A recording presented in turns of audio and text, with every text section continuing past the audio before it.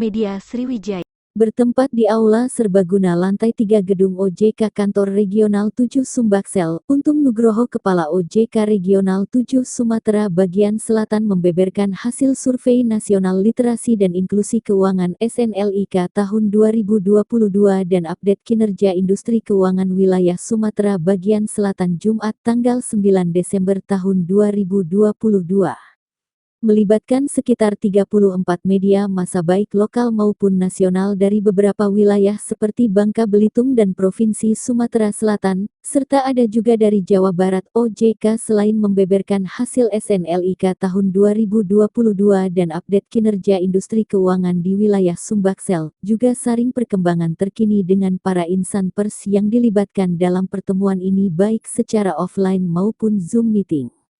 Dalam rangka meningkatkan informasi kepada publik mengenai perkembangan sektor jasa keuangan terkini beserta kebijakan OJK dalam menjaga stabilitas sektor keuangan dan perlindungan konsumen, kami melaksanakan konferensi pers RDK bulanan RDKB, November tahun 2022 dengan narasumber seluruh anggota Dewan Komisioner ADK OJK, kata Untung. Pada kesempatan ini didampingi staf bagian hubungan masyarakat Andes untuk membeberkan banyak hal di antaranya perkembangan perbankan dengan pertumbuhan kredit usaha kecil yang diakuinya mengalami pertumbuhan sepanjang tahun 2022 sebesar 9,4 triliun untuk wilayah Sumsel dan Bangka Belitung. Diakuinya, capaian tersebut mengalami peningkatan dibanding pertumbuhan KUR dari tahun sebelumnya yang hanya sebesar 4 triliun. Salah satu penyebab minimnya penyaluran KUR pada tahun 2020 dikarenakan minimnya keterlibatan pihak terkait. Namun pada tahun 2022 berkat dukungan dari berbagai pihak penyaluran KUR sukses tumbuh sebesar 9,4 triliun. Nah itu Pak, jadi karena kan sudah tutup ya. Contoh ya Pak, contohnya Surasi Putra, itu mereka berdalih karena tanggung, misalnya dia ngambil yang asuransi beasiswa, jadi Anda harus menyetor terus. Nah kami ke media terutama kepada saya sudah banyak sekali mendapat pengaduan dari masyarakat. Gimana caranya Pak? Mereka boleh nggak Pak diarahkan pengaduan ke kita atau seperti apa? Makanya kalau sudah terlanjur mempunyai polis di mana harus membayar premi, sementara kan banknya sudah iya Pak, asuransi nggak melakukan aktivitas lagi. Tidak melakukan. Kalau seperti itu gimana Bu Anies itu kemarin dari Jakarta? Kalau preminya tetap dibayar atau bagaimana?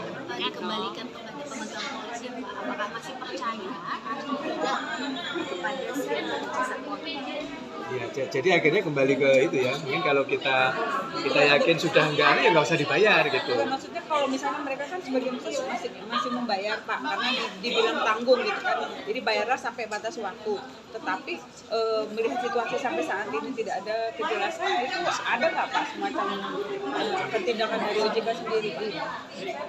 Jadi kalau OJK kan kita tidak menghandle sampai segitu ya. Jadi kan kita sekarang meminta manajemen untuk melakukan penyihatan. Nah, di dalam proses penyihatan itu kan manajemen tentu saja kan menata produk-produknya ya, menata aktivitasnya. Nah, itu dilakukan dalam rangka supaya nanti perusahaannya itu bisa bangkit, bisa sehat, terus bisa membayar gitu loh. Iya kan, upaya-upaya itu dilakukan. Dan mungkin upaya penagihan premi yang belum dibayar juga termasuk itu mungkin itu ya kan. Memang kalau melihat sekarang kok yang ada aja nggak bisa dibayar, apalagi yang ke depan gitu kan ya. Tapi kan kalau manajemen pasti punya keyakinan bisa sehat gitu kan. Betul. Tapi Pak, gitu.